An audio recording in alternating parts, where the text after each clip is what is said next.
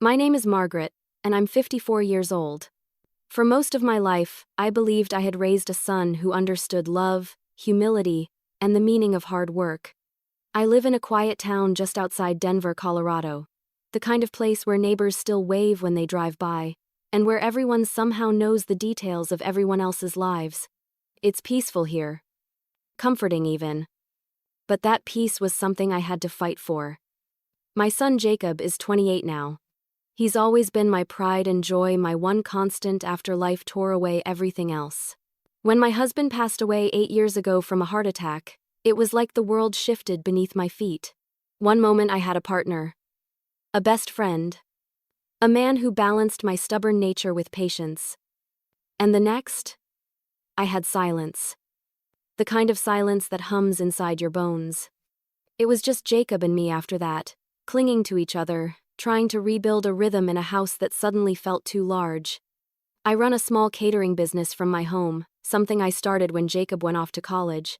It's not glamorous, but it pays the bills and keeps me busy.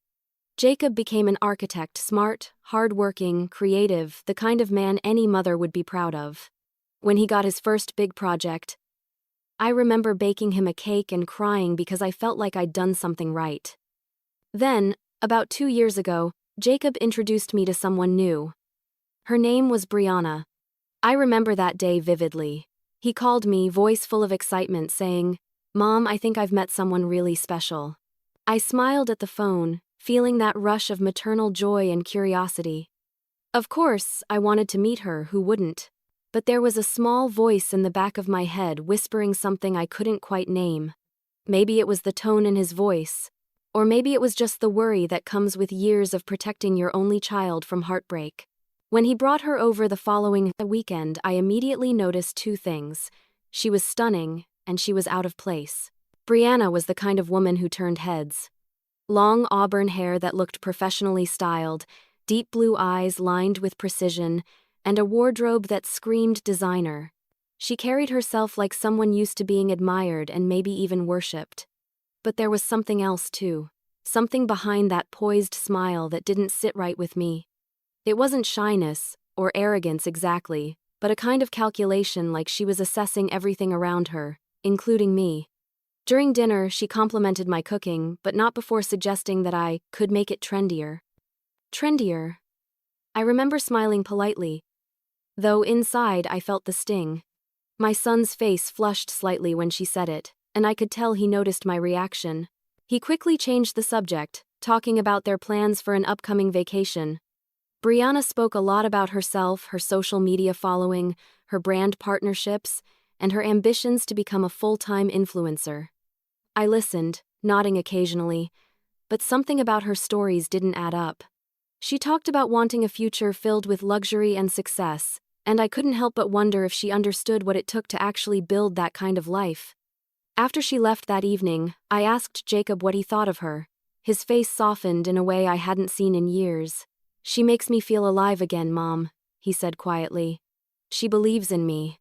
I wanted to be happy for him. Truly, I did.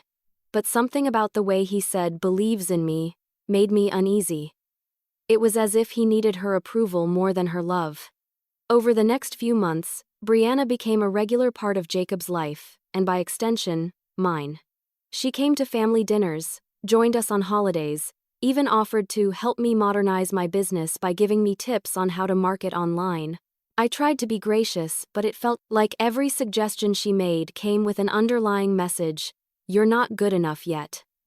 One afternoon, I overheard her talking to Jacob in the kitchen when she thought I wasn't nearby. Her voice was low but sharp. "You know, your mom's house is nice," she said. "But it's small. Don't you want something better? Something more fitting for your future?" Jacob didn't respond right away, but his silence said enough.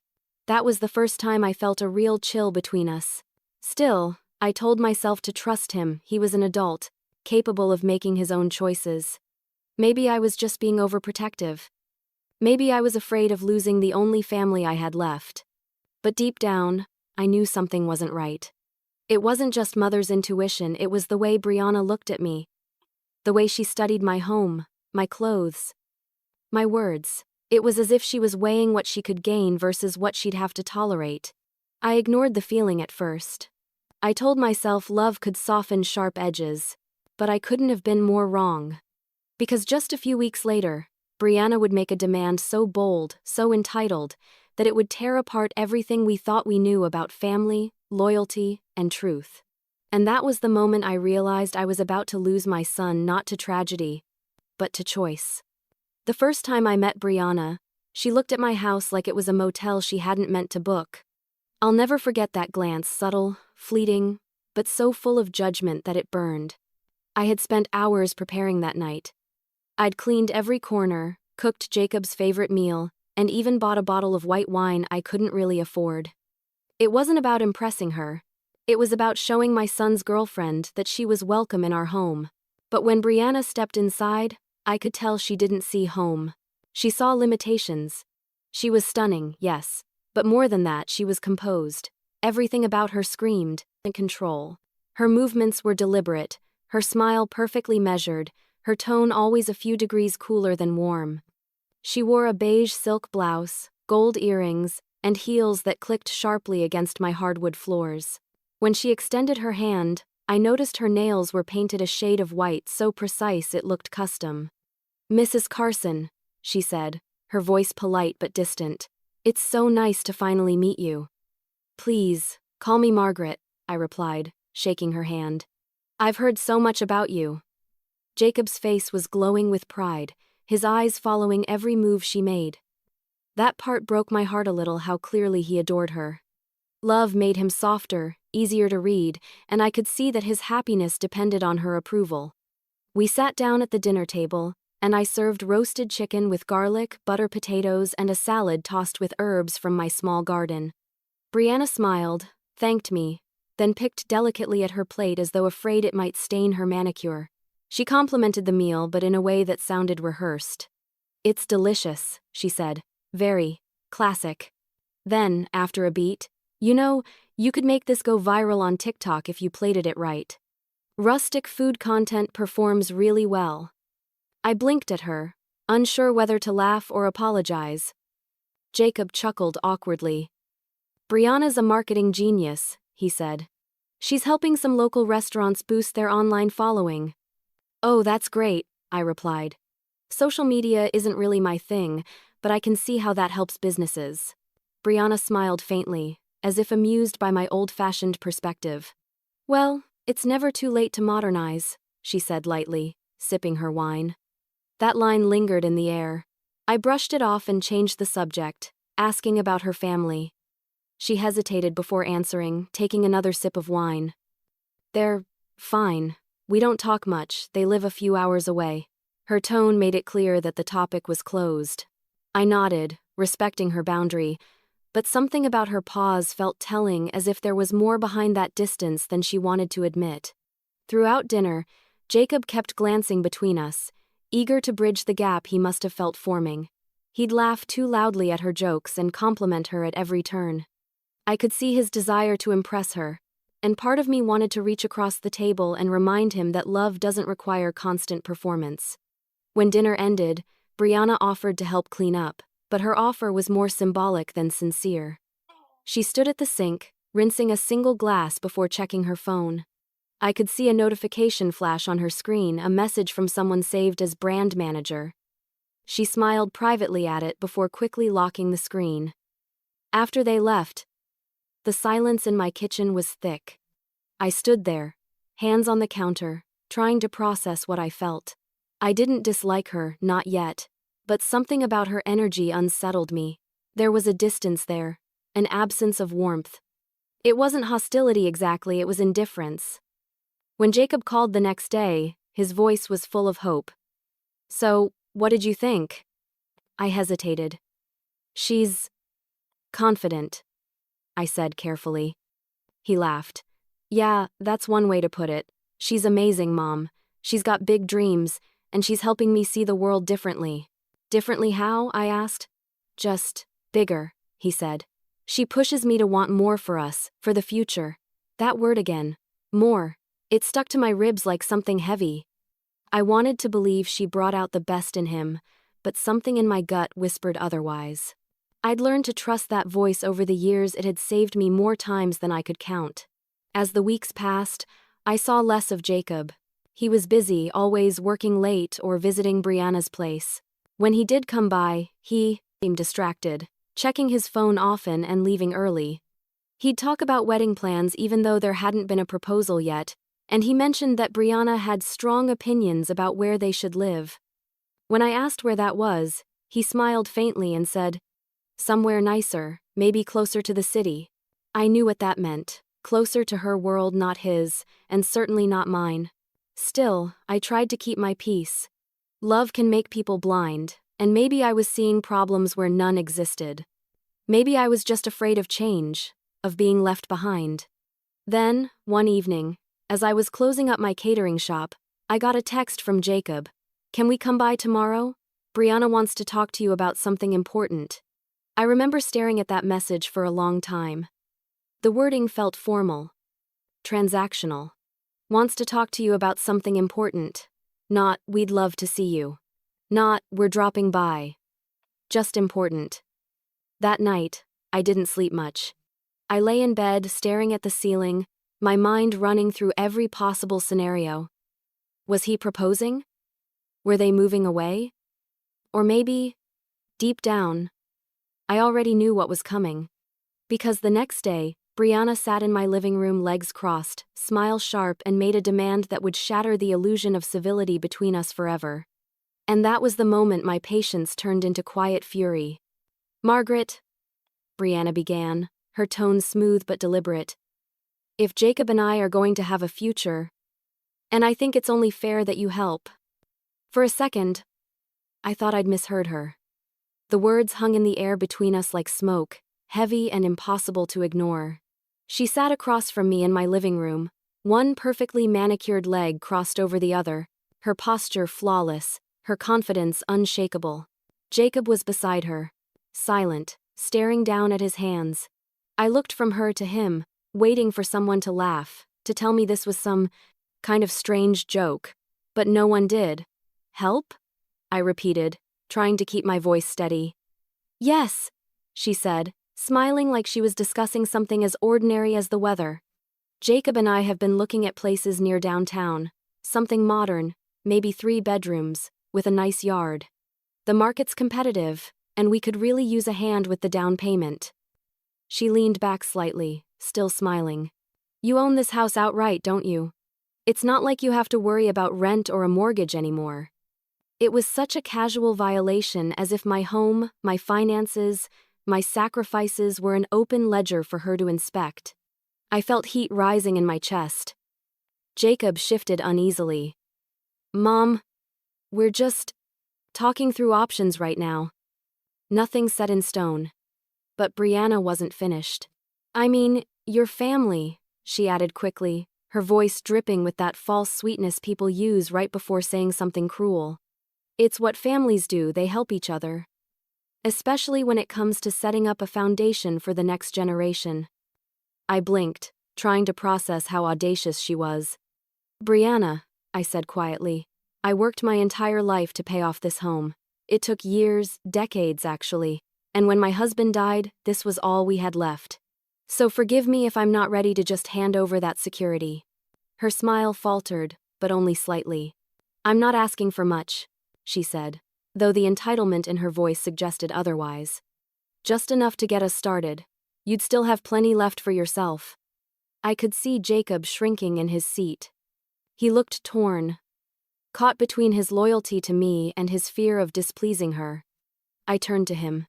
"Jacob, what do you think about all this?" He swallowed hard before answering. "Mom, I want to make Brianna happy. She has dreams, and I want to give her the life she deserves. You've always told me to take care of the demon, people I love."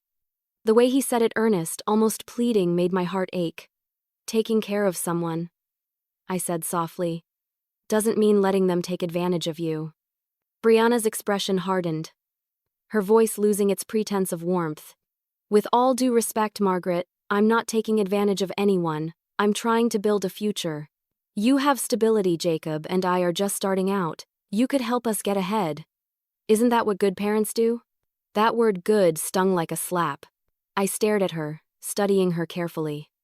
Everything about her was curated, her words, her posture, even her empathy felt manufactured. I had dealt with all kinds of people in my life, from clients who wanted free services to relatives who thought grief made me an easy target. But this? This was different. This was manipulation wrapped in politeness. I stood up, needing a moment to breathe. "Excuse me," I said, walking into the kitchen. My hands trembled as I poured a glass of water. I could hear their muffled voices in the living room, Brianna whispering something to Jacob, him responding softly, apologetically. I thought about all the nights I'd stayed up worrying about bills, about the months after my husband's death when I'd sold jewelry, furniture, anything to keep our home. Every inch of this house was paid for with sacrifice, and she wanted me to use it as a bargaining chip in her game of ambition. When I returned, I sat down calmly, folding my hands in my lap. "Brianna," I said, "I appreciate that you're thinking about your future with Jacob, but my financial life is not a part of that equation. If you two want a home, you'll earn it together like we did." Her eyes narrowed just slightly, a small flicker, but enough to show the crack beneath her perfect facade. "So that's it?" she said. "You're just going to sit on all that money and watch your son struggle?" "Struggle?" I repeated. "He's an architect with a good job. If you call that struggling, maybe your definition of hardship is a little skewed." The silence after that was heavy. Jacob looked torn apart, his eyes darting between us like he wanted to disappear. "Mom," he finally said, voice breaking slightly, "maybe we can revisit this later. It's just an idea. That's all." I nodded, forcing a small smile. "Of course, ideas are fine. But understand this, my home isn't for sale, and neither is my support. I'll always be here for you, Jacob, but not like this." Brianna stood, grabbing her purse. "Thank you for your time," she said coldly. "I can see where your priorities are." As she brushed past me toward the door, I caught the faint scent of expensive perfume and something sharper disdain. Jacob hesitated before following her. "Mom, I'm sorry," he murmured. She wants stability." "Then tell her to build it," I said quietly. "Not demand it." He didn't respond. The door closed softly behind them, and I was left standing in the silence of my living room, surrounded by the echoes of everything I'd built and everything that might soon crumble. I sat down slowly, my heart heavy. I knew that moment had changed something between us, between Jacob and me, and between the woman he thought he loved and the mother she underestimated. And as the night stretched on, I couldn't shake the feeling that Brianna's demand wasn't the end of something, it was just the beginning of a battle I never asked to fight. After that night, something in Jacob changed. It wasn't sudden, but gradual, like a slow fading of light you don't notice until the room is completely dark. My son, the same boy who used to call me after every work success and visit every Sunday, began to drift away. The laughter, the warmth, even the small gestures like bringing me coffee when he stopped by, they all disappeared piece by piece. At first, I told myself he was just busy. He had projects, deadlines, responsibilities. But the truth started showing in small cracks. His texts became shorter, his voice messages fewer, and when I called, he often didn't answer. When he finally did, there was always noise in the background, music, chatter, the faint echo of Brianna's voice telling him something I couldn't quite make out. One Saturday, he showed up unexpectedly. I was thrilled to see him. I hugged him tightly, but he felt stiff in my arms, like he didn't know how to return the affection anymore.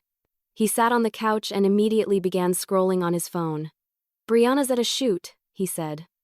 "I had some time before meeting a client, thought I'd stop by." I smiled, trying not to show how much those few words meant to me. "I'm glad you did. I was starting to think I'd have to bribe you with food just to see you." He chuckled lightly but didn't look up. His laugh didn't reach his eyes. We talked for a while, but it was different now. He spoke about work in quick, detached sentences, and when I asked about Brianna, his tone softened immediately. "She's amazing," he said. "She's really pushing me to dream bigger, you know." She says I should aim for more high-end clients, start networking differently. She's right, I've been too comfortable for too long. There it was again, more. It had become his new favorite word. More money. More success. More luxury. More everything. The humble, thoughtful son I'd raised now spoke like a man chasing approval he could never quite earn. A week later, I saw a social media post from Brianna, the two of them smiling in front of a luxury car dealership. Her caption read, "Manifesting the life we deserve." Something about that word deserve made my stomach twist. The following month, Jacob missed my birthday for the first time in his life. He sent flowers through an online delivery service with a pre-written card that read, "Love you always, Mom, Jacob." I knew that message wasn't written by him. The handwriting on the envelope wasn't his either. When I called to thank him, he sounded distracted. "Oh yeah, did they arrive? Brianna handled that. We're out of town for the weekend. But I'll make it up to you, I promise." I said it was fine. It wasn't. As the weeks went by, his visits stopped entirely. When he did call, it was usually to ask for advice about his career or to vent about how competitive things were. He never mentioned Brianna's name anymore unless it was attached to something she'd told him to do. Move to a better neighborhood, find a higher-paying firm, dress more professionally. He'd changed. Not just in how he spoke or acted, but in how he viewed life. The humility that used to define him had been replaced with ambition. Sharp, hungry ambition that didn't feel like his own. I began hearing things from mutual acquaintances too. One of Jacob's old college friends called me one evening to ask if everything was okay. "He's different, Margaret," she said. "He doesn't come around anymore. He only hangs out with Brianna's crowd now, people who talk about money like it's a language." I thanked her for her concern but hung up feeling hollow. A few nights later, I decided to call Jacob. It was late, and I didn't expect him to answer, but he did. His voice was tired, almost irritated. "Mom, it's been a long day. Can we talk later?" "Of course," I said softly. "I just wanted to hear your voice, that's all." He sighed. The kind of sigh that sounded like guilt trying to escape. "I know I've been distant. Brianna's just been under a lot of stress with her brand stuff. She's putting pressure on herself and on me, too." "You mean she's putting pressure on both of you?" I corrected gently. "Yeah," he murmured. "She just wants us to have a future that matches our potential. She says we shouldn't settle for mediocrity." The word hit me like a slap. Mediocrity. Was that what she thought I represented? A woman who worked her whole life to keep a roof over her son's head. "Jacob," I said quietly, "do you remember what your father used to say about success?" There was a pause. "Work hard, stay humble," he replied mechanically. "And?" I pressed. "Don't let money change your heart." He said it, but it sounded empty, like he was reciting a line from a script he no longer believed in. When we hung up, I sat in the dark for a long time, clutching an old photo of him as a little boy sitting on his father's shoulders. That photo used to make me smile. Now, it just reminded me of how far away he'd drifted. My friends noticed too. At a local church luncheon, one of them, Carol, patted my hand and said, "You have to let him go, Margaret. Kids make their own choices. He'll learn." Maybe she was right, but my instincts told me otherwise. This wasn't just a phase or a learning curve, it was manipulation. Subtle, effective, and dangerous. And I couldn't stand by while the woman who called me Mrs. Carson, with that fake politeness, turned my son into a stranger. So when Jacob called a week later and invited me to dinner saying Brianna wanted to talk through some wedding plans, I accepted without hesitation. But this time, I didn't go as a mother eager to reconnect. I went as a woman ready to listen, observe, and finally understand the game Brianna was playing. Because somewhere deep down, I knew that dinner wouldn't be about wedding plans, it would be about control. And I was determined not to lose mine again. When I arrived at the restaurant that evening, Brianna was already seated, sipping a glass of white wine like a queen on her throne. The place was upscale, dim lighting, marble tables, and a piano softly humming in the corner. Jacob stood up as soon as he saw me, smiling nervously, but Brianna didn't move. She gave me a polite nod, that same practice smile she wore the first day she walked into my house. "Margaret," she said smoothly, "so glad you could join us." I slid into the chair across from them, feeling the tension immediately. The waiter appeared, all charm and efficiency, and took our orders before vanishing into the quiet hum of the restaurant. Brianna's perfume lingered across the table, floral, expensive, overwhelming. Jacob tried to lighten the mood. "We wanted to share some of our wedding ideas," he began. "Brianna's been working on a few details." "Details?" I echoed. Brianna smiled, pulling a glossy binder from her designer tote bag. "Yes, venues, photographers, decor, everything. I like to plan ahead." She opened the binder, revealing meticulously printed pages filled with color swatches, floral arrangements, and handwritten notes. The first page was titled Dream Wedding Vision. It looked more like a celebrity gala than a wedding, a massive estate with crystal chandeliers, a designer gown, custom floral walls, and a guest list that included half of her social circle. "It's beautiful," I said honestly, flipping through. "But it must cost a fortune." Her smile didn't waver. "Quality always does, but it's our one special day, right?" Jacob nodded quickly, his hand finding hers. "We've been talking about options," he said. "We want it to be memorable." "Of course," I replied. "Every wedding should be. But you'll have to be careful with expenses. Starting your life together in debt can be hard." Brianna's expression tightened just slightly. "We've thought about that," she said. "That's actually one of the reasons we wanted to talk tonight." I knew what was coming before the words even left her mouth.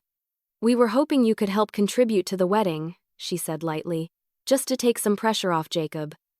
You've already got the house paid off, so I thought maybe—" I stopped her with a raised hand. "Brianna," I said gently, "I understand weddings are expensive, but your plans are far beyond what most people can afford. Maybe scaling back would be wiser." Her eyes flickered with irritation. "I don't believe in scaling back when it comes to once-in-a-lifetime moments."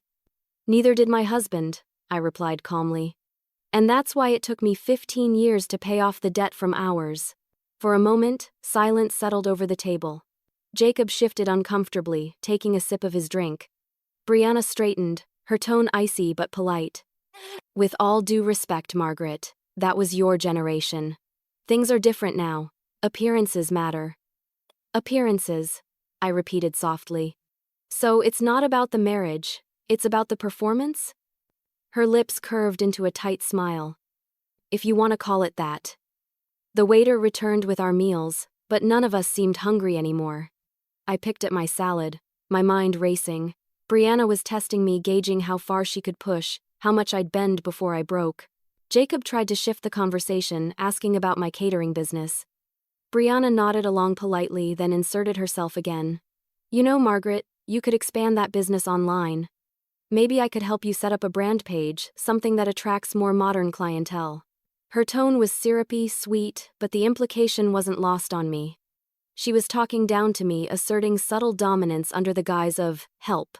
"I'm doing fine as I am," I replied, matching her smile with one of my own. "My clients come from word of mouth. Old-fashioned but reliable."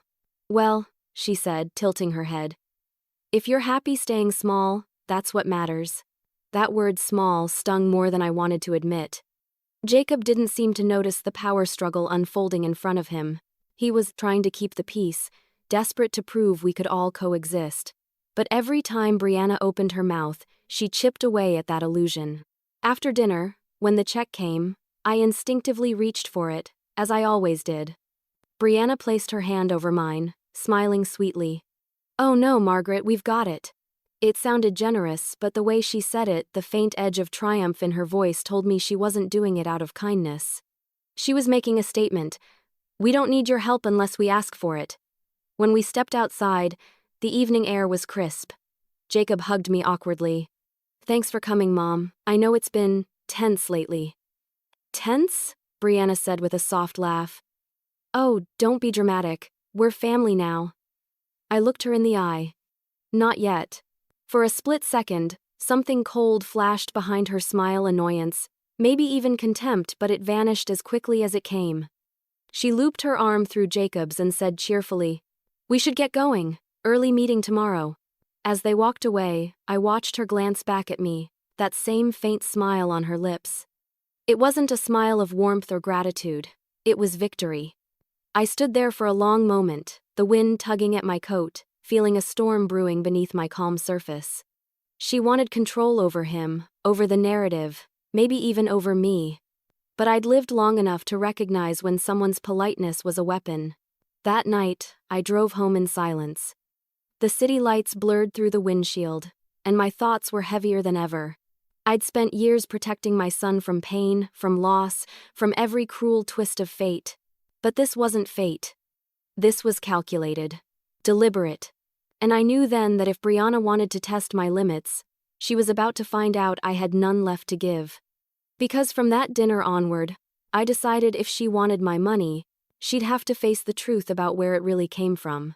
There's a certain kind of silence that fills a house when you're the only one who knows its secrets. After that dinner, I walked through every room of mine with new eyes, the creaking floors, the faded wallpaper, the framed photographs of a life I built brick by brick.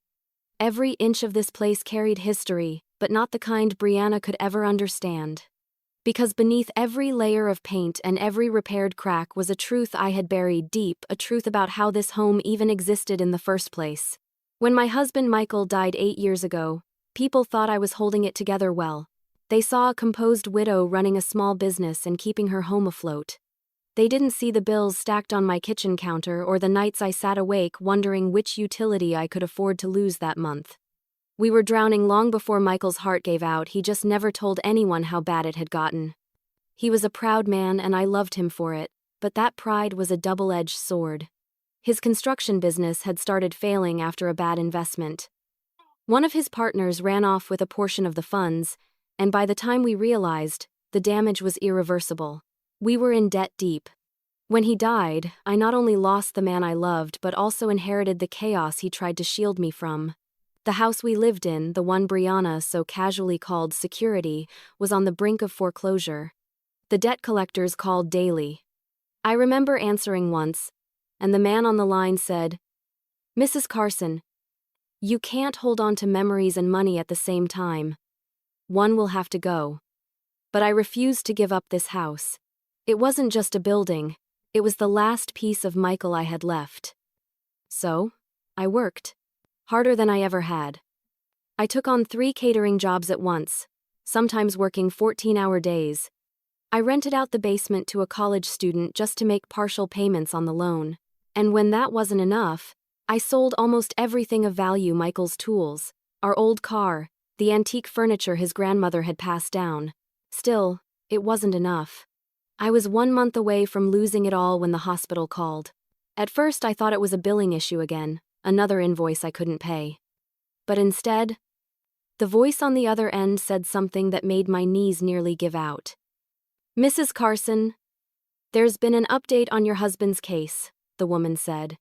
"Our legal team has concluded the review of his file. We believe there was medical negligence during his procedure." I didn't understand. I barely had the energy to keep functioning, and now she was telling me there was a case? Months later, after endless meetings, paperwork, and emotional exhaustion, the hospital settled. It wasn't a fortune, but it was enough to cover the mortgage, the debts, and give me a chance to start over. I remember holding that check in my hands, shaking, crying, feeling relief and guilt all at once. I never told Jacob the truth. He was in graduate school at the time, trying to build his future. He thought his father had left us financially stable because that's what I wanted him to believe. I didn't want to stain his memories of Michael with the truth that his father's mistakes nearly destroyed us. So, I let him think I was fine. That we were fine.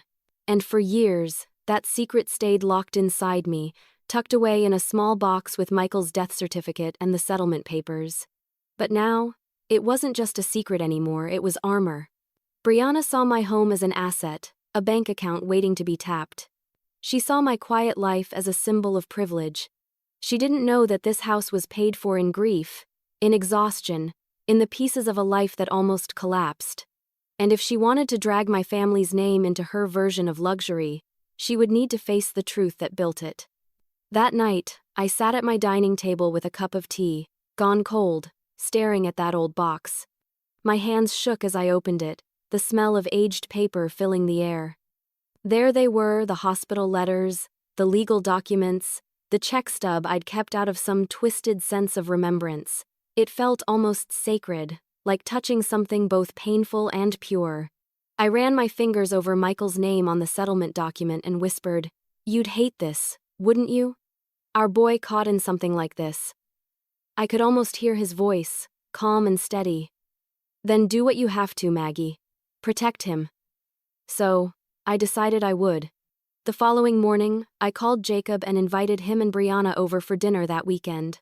My tone was light, casual, as if it were any other family meal. He seemed relieved to hear from me. "That sounds nice, Mom. Brianna's been wanting to smooth things over." I smiled to myself. "Good. Then we'll talk." After I hung up, I sat in silence for a long time, thinking about how this would play out. I didn't want to fight. I didn't even want revenge. I wanted truth, the kind that couldn't be manipulated, twisted, or hidden behind expensive smiles. I spent the next 2 days preparing not just food, but evidence: the letters, the settlement papers, and the memories Brianna could never rewrite.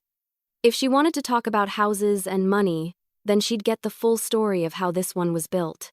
By the time Saturday evening arrived, everything was ready. The table was set, candles lit, and the box sat quietly in the center of the table, small, plain, but holding the power to unravel everything Brianna thought she knew about me.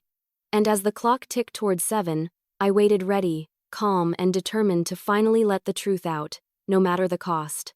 When Jacob and Brianna pulled into my driveway that Saturday evening, the sun had already begun to dip behind the hills, painting the sky in deep shades of amber and gray. I remember standing by the window, watching their car slow to a stop, my heart pounding with a strange mix of dread and calm determination.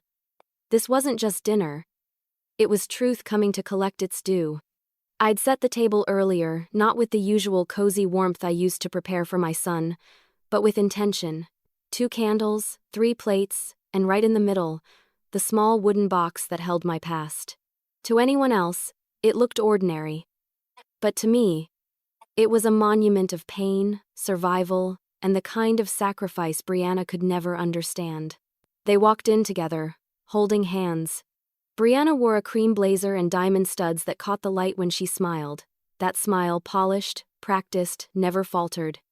Jacob, on the other hand, looked uneasy, as if he could already sense this dinner wasn't going to be what he hoped. "Mom," he said softly, leaning in for a hug. I held him close, breathing in the faint smell of his cologne, realizing how much I'd missed just him, not the man he was becoming under her influence, but my son. "Dinner smells amazing," Brianna said, glancing toward the kitchen. "You've really outdone yourself." "Thank you," I replied evenly. "Why don't we sit down? There's something I'd like to discuss before we eat." Her eyebrows lifted, curiosity flickering. "Of course." They took their seats, Jacob directly across from me, Brianna beside him. Her perfectly manicured fingers intertwined with his, like she was anchoring him to her. I could feel the air shift as I sat down and placed my hands on the table, near the box. "Before we start," I said quietly, "I want to tell you both something I've never shared with anyone. Not even you, Jacob." He frowned slightly. "What do you mean?" I opened the box slowly, the hinges creaking faintly. Inside were the old documents, the settlement papers, hospital letters, and a faded photo of Michael and me taken the year before he died. I pushed the box toward them. "This house," I began. "The one you grew up in. The one you both seem to think is an investment waiting to be passed down. It didn't come easy. It came at a price your father and I never wanted to pay." Brianna's posture stiffened, but she kept quiet. "When your father passed," I continued, my voice steady though my hands trembled slightly, "we were drowning in debt.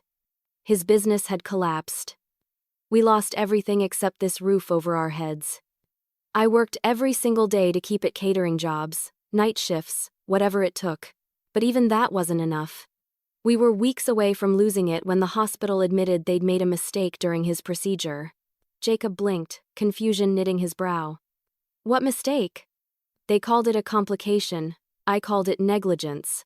There was a settlement, Jacob, one that allowed me to pay off the mortgage and rebuild our lives. I paused, looking directly at Brianna. This house isn't a sign of wealth. It's a monument to loss. Brianna's polite smile faltered. She reached for her glass of wine and took a long sip before speaking. I'm sorry for what you went through, Margaret. But that was years ago. You've recovered. Surely your husband would want you to move on, to help Jacob have a good start. Her words were soft, but the meaning beneath them was sharp. I met her gaze evenly. You think money heals grief, Brianna? You think helping means handing over what was built from pain? Jacob sat silent, his eyes darting between us. Mom, he said gently. You don't need to. Yes, I do, I interrupted. Because you need to understand what's really being asked of me. When Brianna demands I buy you a house, she isn't asking for a gift. She's asking me to erase the hardest years of my life to turn everything your father and I went through into a down payment. The words hung in the air like smoke. Brianna's expression hardened. I didn't mean it like that, she said quickly. I was just thinking about what's fair. You've already built your foundation and Jacob's just starting his. Family should support family. Support, I said, leaning forward, is not the same as servitude. You're not asking for support. You're demanding sacrifice. For the first time since meeting her, she didn't have an immediate response. Her mask slipped, just for a second, revealing something colder underneath frustration. Maybe even contempt. Jacob finally spoke, his voice low. Why didn't you ever tell me, Mom? Because I didn't want you to see your father differently, I said. He made mistakes, but he loved you. I wanted you to remember that. Not the struggle. He looked down at the papers, his jaw tightening.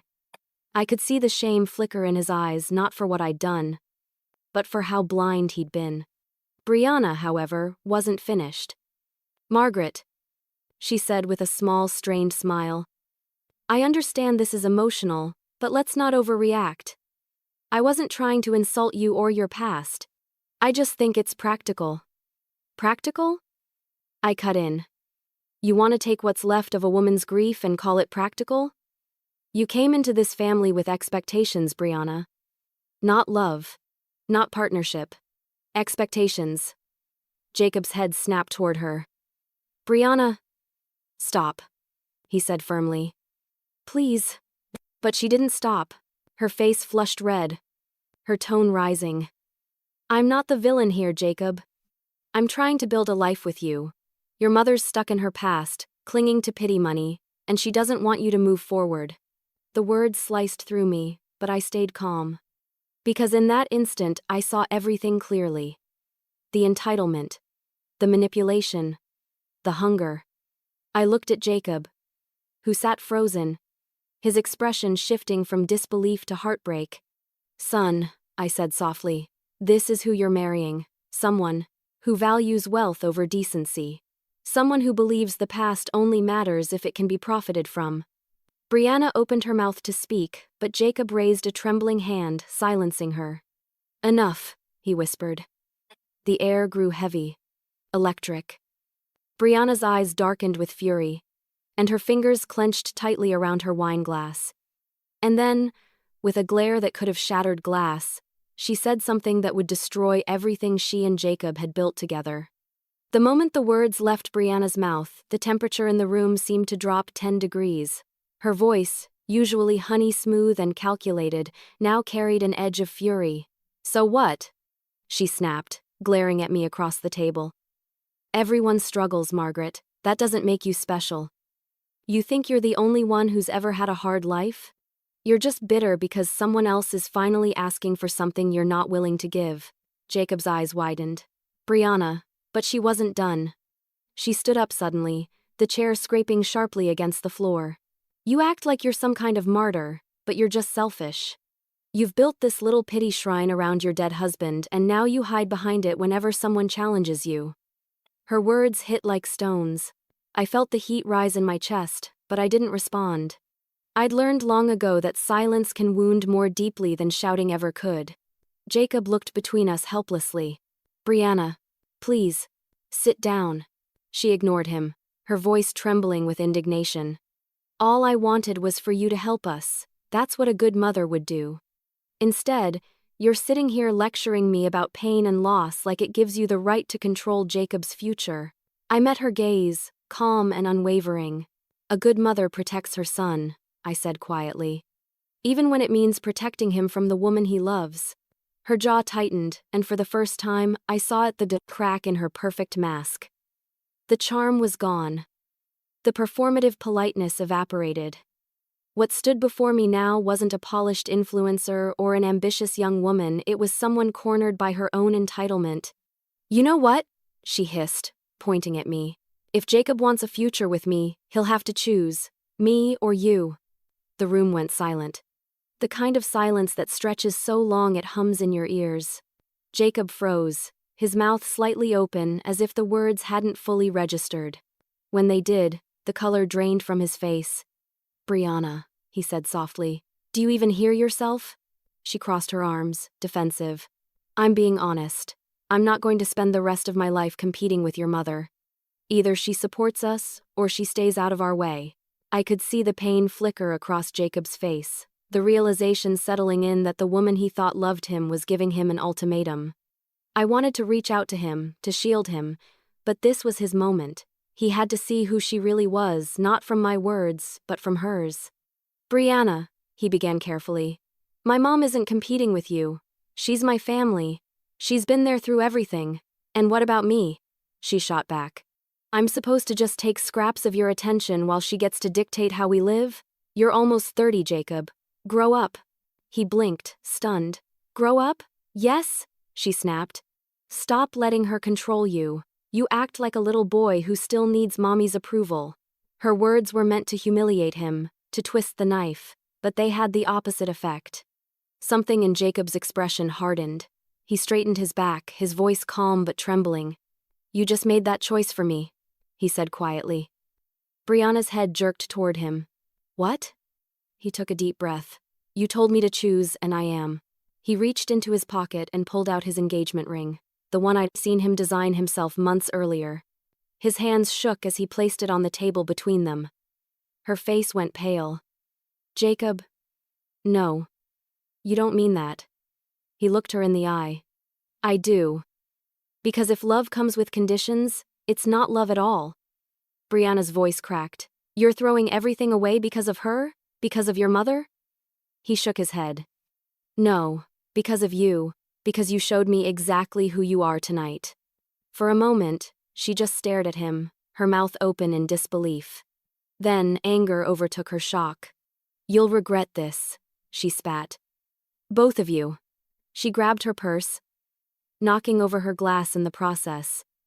Red wine spilled across the tablecloth, seeping into the papers I'd laid out earlier. Jacob didn't move to stop her. He just watched as she stormed toward the door, heels clicking like gunshots against the hardwood floor. When the door slammed behind her, the silence that followed was deafening. The only sound was the faint ticking of the clock on the wall. Jacob sat down heavily, burying his face in his hands. For a few seconds, I said nothing. Then I got up, walked around the table, and gently rested a hand on his shoulder. "I'm sorry," he whispered, his voice breaking. "I didn't see it. I didn't see any of it." "You weren't supposed to," I said softly. "Love can blind even the smartest of us. You just needed to open your eyes on your own." He nodded weakly, his shoulders shaking. "I thought she cared about me. I thought she believed in me." "She did," I said. "But only as long as you fit her vision of what success should look like." He looked up at me then, eyes red, a mixture of anger and grief swirling in them. "What happens now?" I gave him a faint, sad smile. "Now, you heal. And so do I." For the rest of that night, we sat together in silence. No more arguments. No more explanations. Just a mother and son, side by side in the home that had nearly been torn apart by greed. But as peaceful as that moment felt, I couldn't ignore the unease gnawing at me. Brianna wasn't the type to walk away quietly. She'd been humiliated, exposed, and rejected all in one night. And though Jacob had finally broken free from her influence, I couldn't shake the feeling that this wasn't the last time we'd hear from her. Because women like Brianna don't disappear when they lose, they find another way to win. Jacob sat there for a long time after Brianna left, staring at the door as though expecting it to open again. The air in the room was thick, heavy with everything unsaid. The candle flames flickered weakly, their light catching the reflection of the spilled wine on the table, a crimson stain spreading across the white cloth, like the final mark of everything that had just collapsed. He finally broke the silence. "I can't believe I let it get this far." His voice was quiet, almost a whisper, but the pain behind it was loud. I didn't rush to fill the silence this time. Sometimes, people need to hear the sound of their own heartbreak before they can start to heal. He rubbed his eyes, his hands trembling slightly. "You warned me. I didn't want to see it. I thought you were just being protective. Judgmental, maybe. I kept telling myself you didn't understand her, that she was different with me." I nodded slowly. "That's what love does. It blinds you to everything except the version of the person you want to believe in." He looked up, guilt written all over his face. "I let her talk me into things, Mom. I started thinking the way she did about money, success, status. I even started resenting you for not wanting those things for me. She made me feel like you were holding me back." "That's because she wanted control," I said softly. "She knew if she could make you doubt yourself and me, she could shape you into what she needed." He leaned back, exhaling, shakily. God, she almost did. I didn't even recognize myself anymore. I was saying things I didn't believe, doing things I swore I'd never do. All because I wanted to keep her happy. I reached across the table, placing my hand over his. "You wanted to be loved. There's no shame in that, Jacob. But love doesn't ask you to shrink to fit someone else's idea of who you should be." For a while, neither of us spoke. The house felt eerily quiet, almost peaceful, though the echoes of her voice still lingered in the corners. Eventually, Jacob stood up and began clearing the table without a word. The gesture broke my heart and mended it all at once. He was trying to make up for something he couldn't yet define. I joined him, and we cleaned in silence until the wine stain faded, though I knew the memory wouldn't. When everything was done, he sat back down, elbows on the table, his gaze fixed on the box I'd left open. "I didn't know about Dad's debt," he said softly. "I didn't know how bad it got." "I didn't want you to," I admitted. "You were young. You deserved to grieve without guilt. Your father made mistakes, but he was a good man. He worked himself to exhaustion trying to fix things before he died. That settlement didn't erase the pain, it just gave me a chance to keep the roof over our heads." He looked down at his hands, shaking his head. "And she wanted to use that money to buy a house. God. It's over now," I said gently. "You saw who she really is." He sighed. "Yeah, but that doesn't make it hurt any less. I loved her, Mom, I really did." I nodded. "And that's what makes you human. But sometimes, love teaches us through pain what we refuse to learn through peace." He gave a weak smile. "You always know what to say." I chuckled softly. "No, I just know what heartbreak looks like and how it feels." Jacob stayed the night, sleeping in his old room for the first time in months.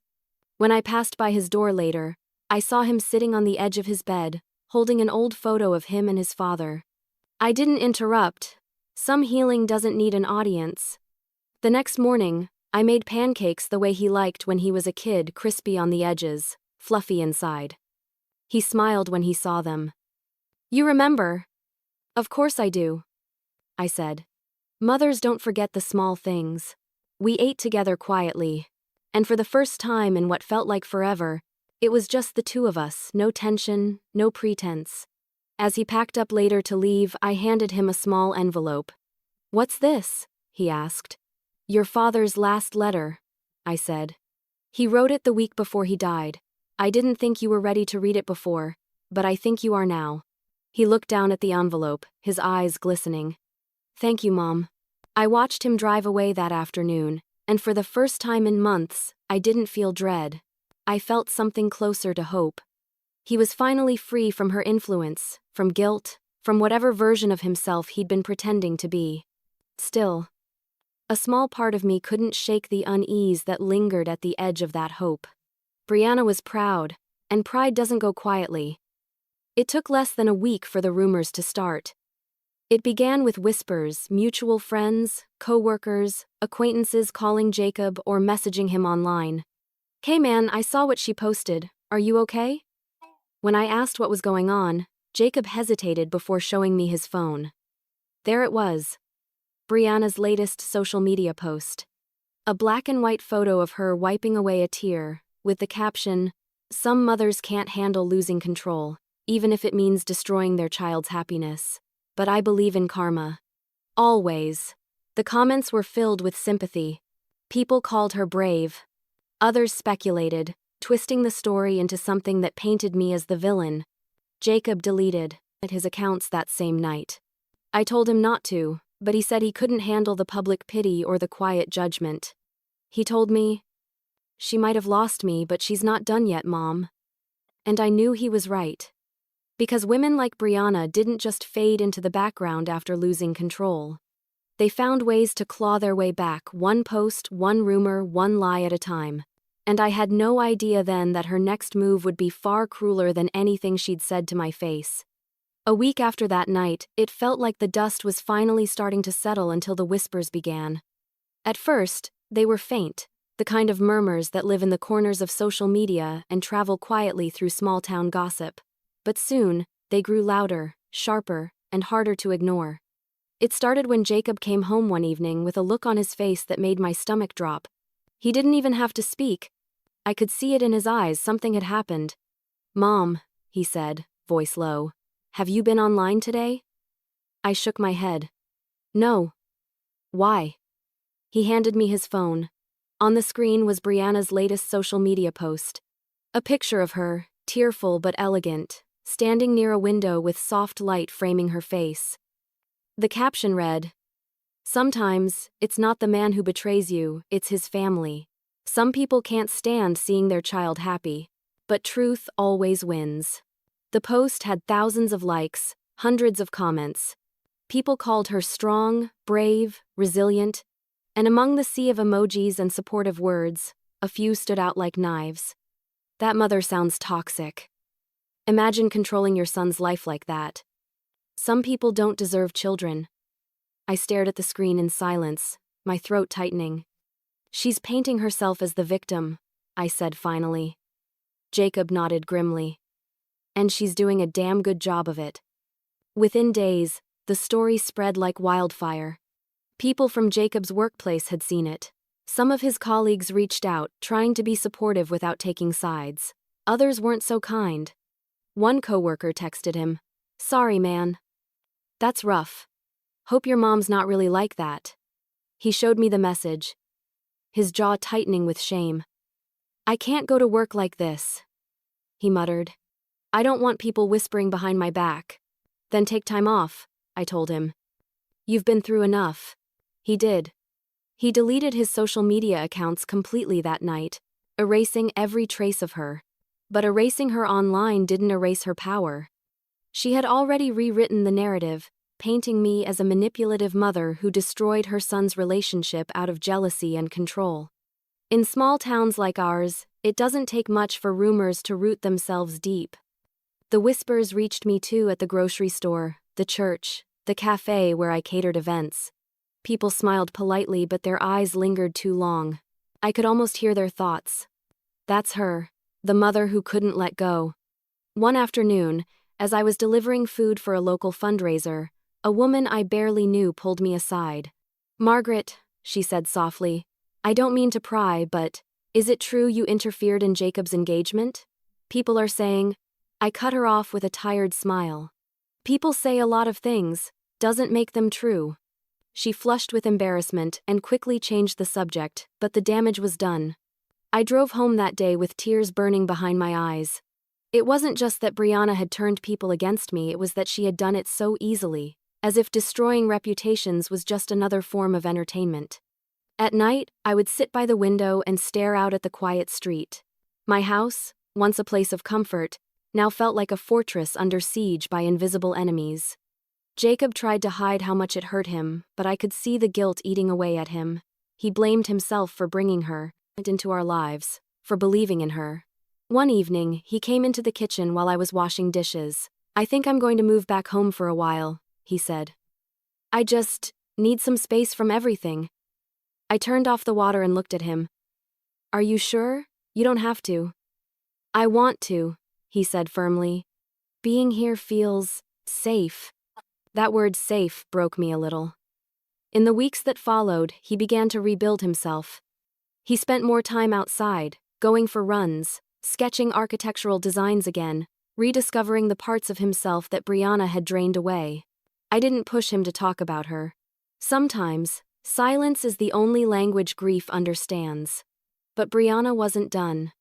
Late one night, as I was getting ready for bed, my phone buzzed with a message from an unknown number. I hesitated before opening it. It was a screenshot, Brianna's latest post, shared by one of her followers. The caption read, "Healing isn't about revenge, it's about moving on. But sometimes, telling the truth helps others avoid the same pain. Stay tuned." Attached was a photo of Jacob and me from years ago, one she must have taken from his old account. The caption beneath it read, "When love is crushed by control, it's not a relationship that dies, it's hope."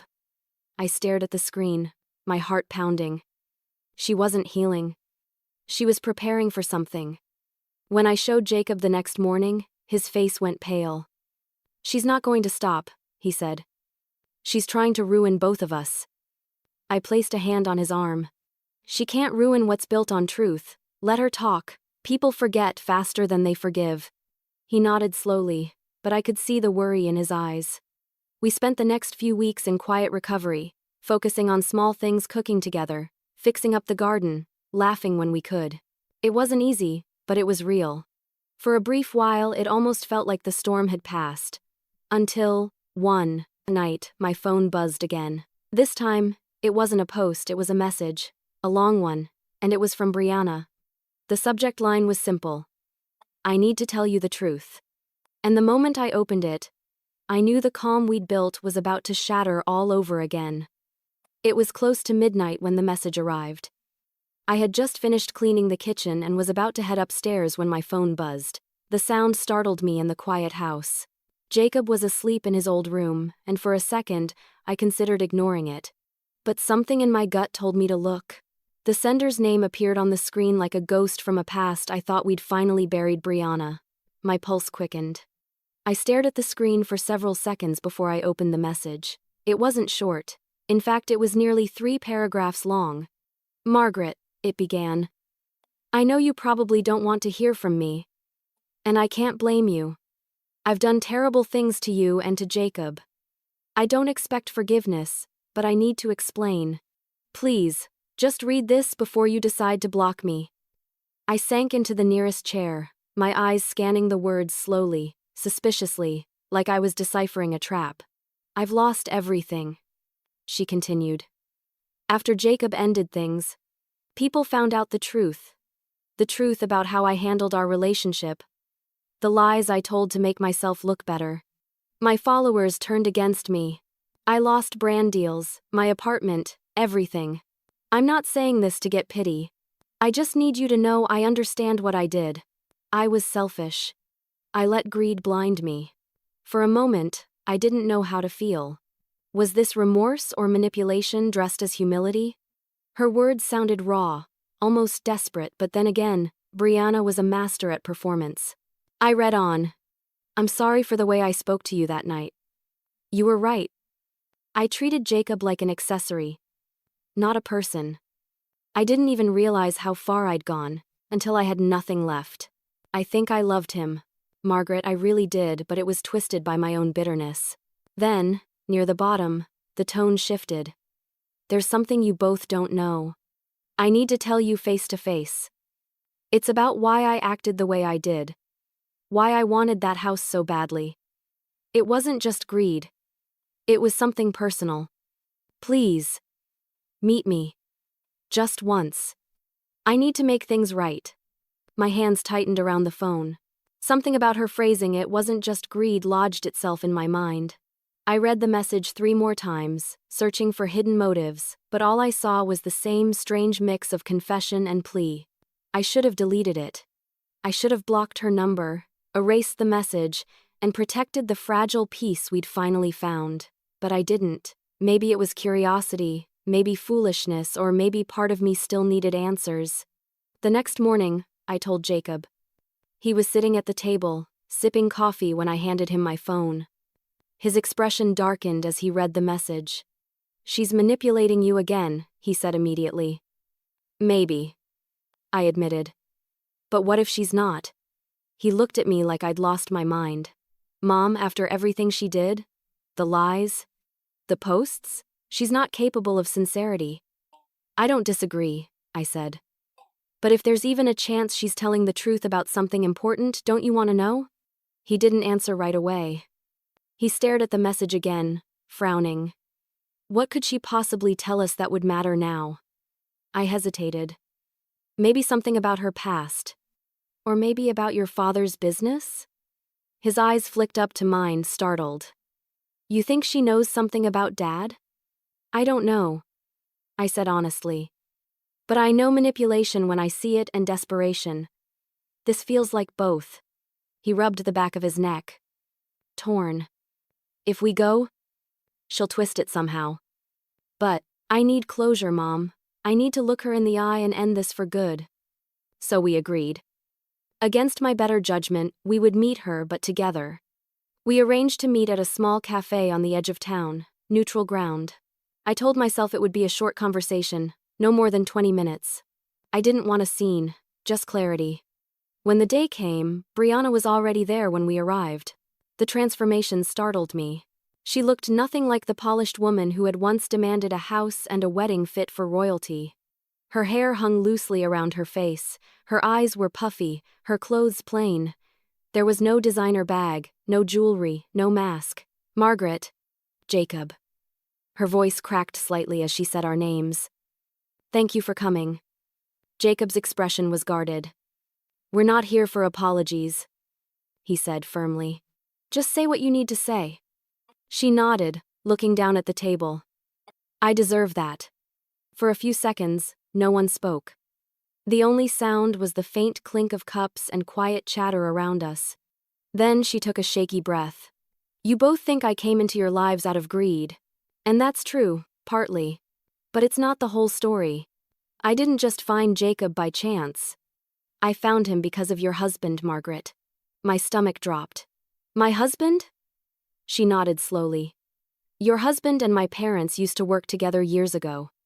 My family had a construction business, small, local.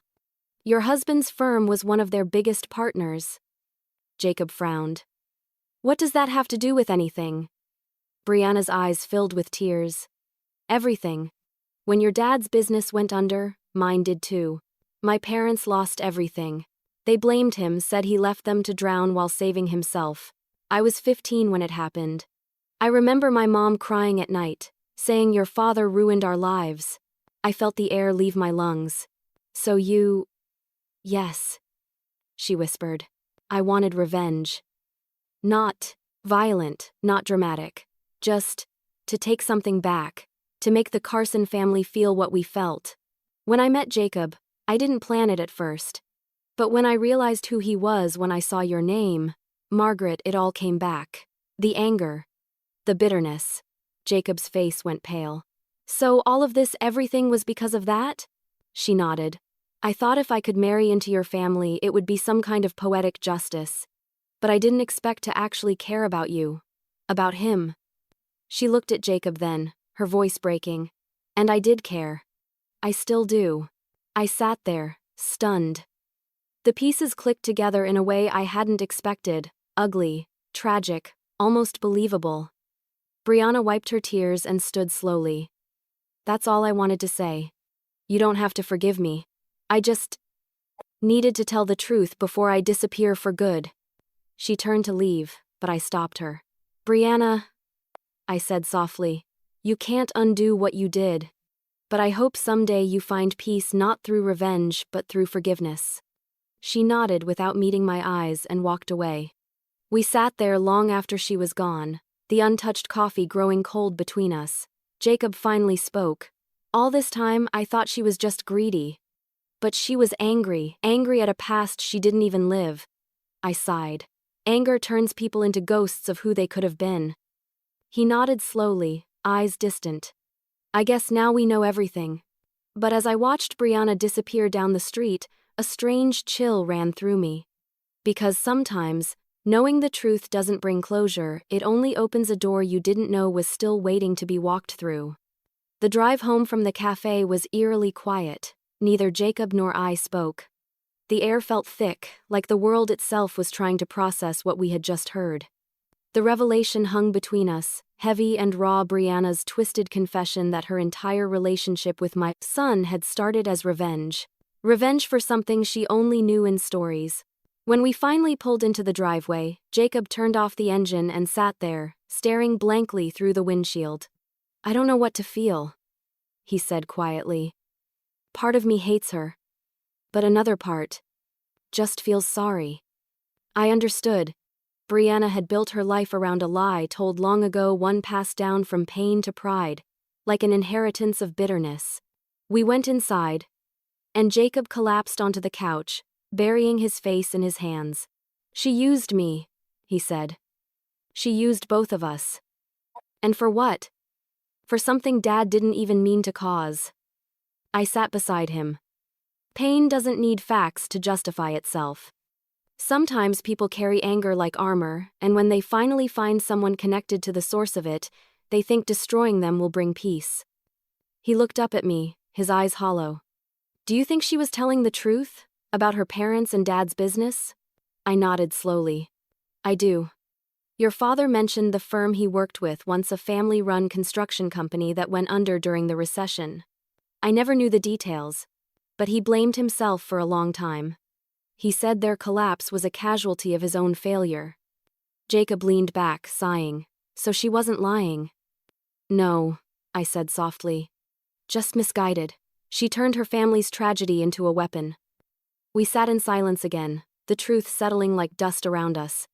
Later that night, when Jacob went upstairs, I poured myself a glass of wine and sat at the table, staring at the flickering candle. My mind drifted back to that girl in the cafe, stripped of her glamour, trembling as she confessed her sins. I should have felt satisfaction, some sense of vindication for what she'd done to us. But I didn't. I just felt tired. She'd spent years chasing vengeance. And for what? To end up alone, her name smeared, her life in ruins. And yet, something in her eyes had unsettled me. It wasn't just guilt. It was grief. The next morning, I found Jacob sitting on the porch with his coffee, lost in thought. "I dreamed about her," he said without looking at me. "She was standing in front of our house, crying. But when I went to her, she disappeared." Dreams have a cruel way of blurring forgiveness and memory.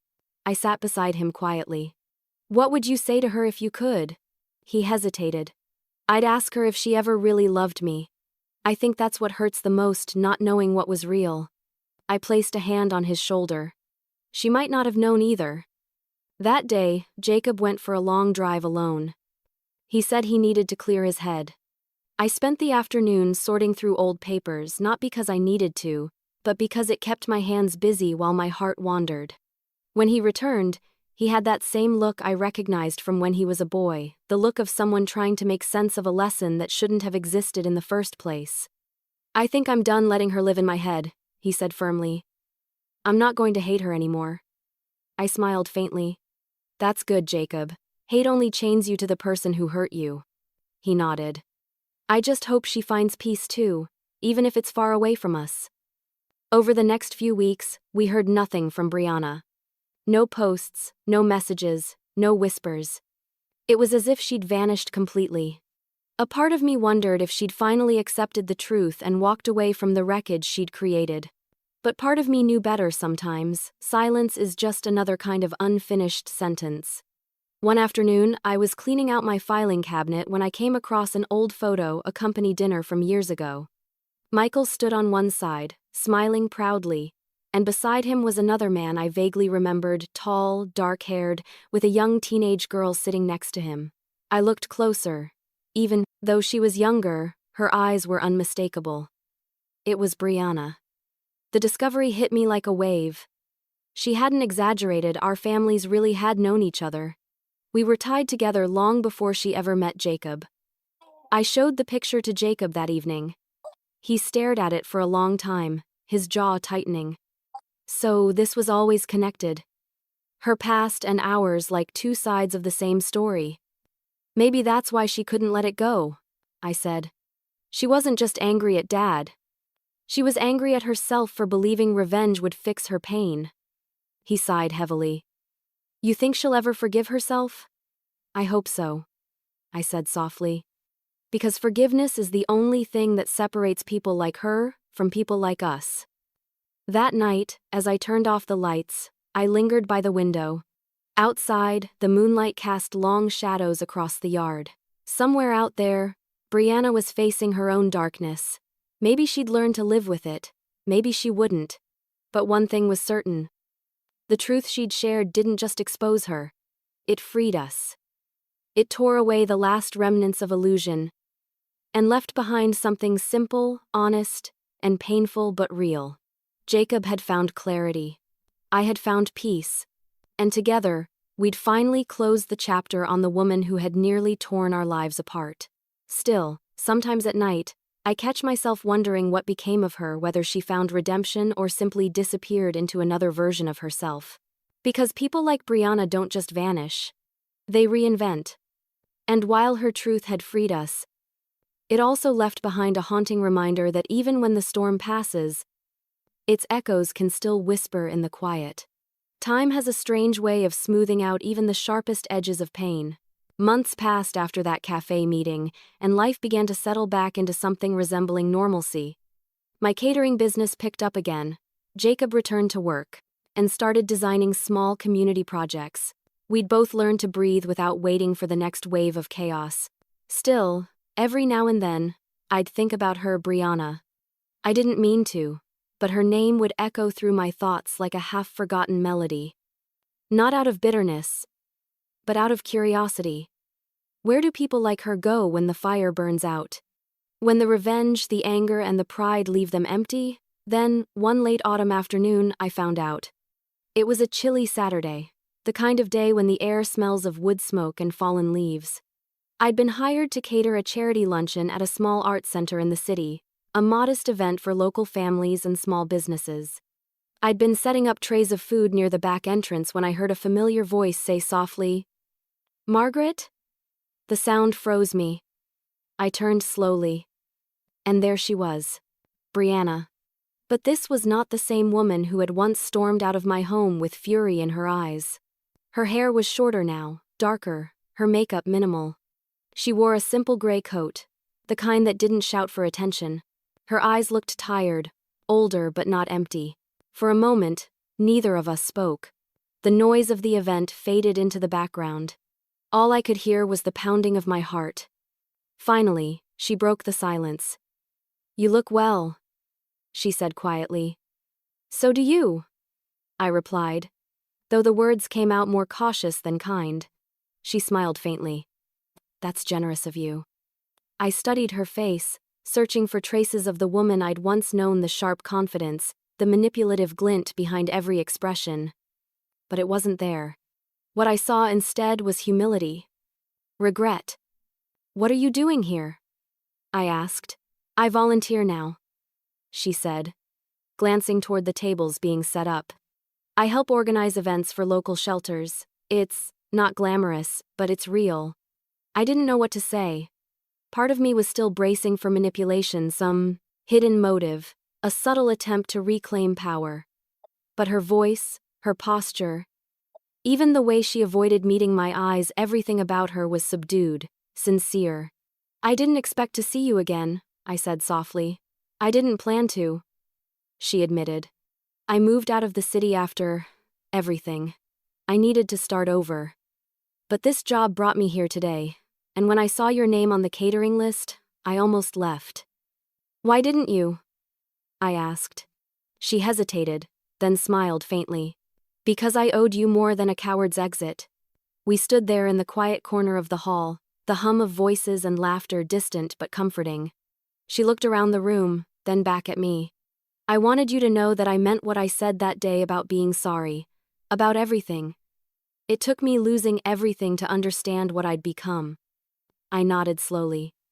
You were angry, and anger can make good people cruel. I wasn't good, she said. Not then. Maybe not, I replied. But you can be now. Her eyes glistened. Do you really believe that? I do, I said. But it's not about what I believe, Brianna. It's about what you choose next. She took a shaky breath and nodded. I've been trying. I'm in therapy. I work with a program that helps women rebuild their lives after losing everything. I guess I fit the criteria. She laughed softly, a sad, self-aware sound. I didn't realize how broken I was until I stopped pretending I wasn't. Something inside me softened. For so long, I'd painted Brianna as the villain of my story. And she had been, but people aren't static. They change, sometimes for the worse, sometimes for the better. I'm glad you're finding your way, I said honestly. She looked at me with a kind of fragile hope. And Jacob? Is he okay? I smiled. He's doing well. He's himself again. She nodded, a small tear slipping down her cheek. Good. He deserves that. For a moment, it felt like we were two women on opposite sides of the same battlefield, not enemies anymore, just survivors of a war neither of us had really wanted to fight. I should get back to work, she said finally. I didn't mean to interrupt you. You didn't, I said. And for what it's worth, I forgive you, Brianna. Her eyes widened, and she covered her mouth with her hand as if trying to hold in a sob. Thank you, she whispered. You have no idea what that means. I think I do, I replied gently. She smiled through her tears, nodded once, and walked away. I watched her move across the room, no longer the woman who demanded, manipulated, and deceived, just a woman trying to find redemption in the ruins of her choices. As she disappeared into the crowd, I felt something release inside me. The last piece of resentment, the final weight of what she'd done, lifted quietly, leaving behind something lighter. I turned back to my work, finishing the setup, feeling strangely at peace. Sometimes closure doesn't come in grand apologies or dramatic gestures. Sometimes it comes quietly in the simple recognition that the person who once hurt you has finally begun to heal. And as I packed up my trays that day, I realized forgiveness hadn't just freed her, it had freed me too. A few months passed after that unexpected encounter with Brianna, and something inside me shifted quietly, almost imperceptibly at first. The heaviness I'd carried for so long, grief, guilt, anger, began to lift in small, steady pieces. For years, my life had been a cycle of endurance. But now, it was finally beginning to feel like living again. Winter melted into spring, and with it came a sense of renewal I hadn't felt in years. My catering business thrived more than ever, not because of profit, but because I poured my heart into it again. Every dish I made, every event I organized, felt like another layer of healing. Jacob helped sometimes when his schedule allowed. He'd show up on weekends with sketches of new kitchen layouts or creative serving ideas, his enthusiasm returning piece by piece. One morning, he came by earlier than usual. I was setting up trays for a local fundraiser when I heard him knock on the door. "You're up early," I said with a smile, wiping my hands on my apron. He grinned. "I've got something to show you." I raised an eyebrow. "Oh? Should I be worried?" "Maybe," he said teasingly, reaching into his jacket pocket. Then he pulled out a small silver key. "What's this?" I asked, confused. He placed it in my palm gently. "It's for you, Mom. It's for your business, your own space. No more renting kitchens or storing supplies in your garage. You've earned more than that." For a moment, I couldn't speak. My throat tightened, and I blinked against the sting in my eyes. "Jacob, you didn't." He smiled. "I did. It's a small studio downtown. It's perfect. Plenty of light, Room for everything, and it's yours. Consider it a thank you for never giving up on me, even when I didn't deserve it. I closed my fingers around the key, tears slipping down my cheeks. You didn't have to do this. I know, he said softly. But I wanted to. You taught me what it means to build something from nothing. I just wanted to return the favor. I laughed through my tears, shaking my head. You're your father's son, you know that? He smiled. That's the best compliment you could give me. We spent the afternoon visiting the studio. It was small, yes, but beautiful warm sunlight poured through wide windows, and the air smelled faintly of fresh paint and promise. I could already imagine the tables, the ovens, the chatter of clients tasting samples. For the first time, I saw not just the result of my hard work, but the continuation of something bigger than myself. As I walked through the empty space, Jacob watched me quietly. You know, he said. I used to think success meant fancy houses and expensive things, but now I think it's just this, being content. I turned to him, smiling. Contentment is worth more than luxury ever could be. He nodded, his expression peaceful. There's something else I wanted to tell you, he said. I've been seeing someone. My eyebrows lifted. Oh? He laughed nervously. Don't worry, she's nothing like Brianna. Her name's Melina. She's a teacher, quiet, kind, patient, the kind of person who listens before she speaks. I couldn't help but smile. That sounds wonderful, Jacob. She's been helping me find balance again, he continued. She doesn't care about appearances or money, she just gets me. I reached out and squeezed his hand. That's all I ever wanted for you, someone who sees you for who you are, not for what you can give. Over the next few months, I watched my son come back to life. His laughter returned, his confidence, his joy. He and Melina grew close. And one evening when they visited for dinner, I saw a familiar warmth between them. Not passion built on control or illusion, but the quiet steadiness of mutual respect. After they left that night, I sat alone by the fireplace, reflecting on how far we'd come. The pain, the betrayal, the rumors, all of it had led us here. Not to bitterness, but to clarity, to peace. I thought of Brianna again, but this time without anger. I wondered if she had found her own version of this peace, volunteering, rebuilding, forgiving herself. Maybe life had given her another chance too, and if it had, I hoped she took it. The next morning, as I opened my new studio for the first time, I stood in the doorway and took a long breath. The air smelled of new beginnings, faint coffee from the cafe next door, sunlight warming the countertops, the hum of life outside. Framed photo of Michael and Jacob on the front counter. It was an old picture, worn at the edges, but it reminded me why I'd survived all those years. Love. Real love, the kind that endures storms, mistakes, and heartbreak. Sometimes people think closure means forgetting, but it doesn't. It means remembering without hurting, understanding without blaming, and moving forward without carrying the weight of the past.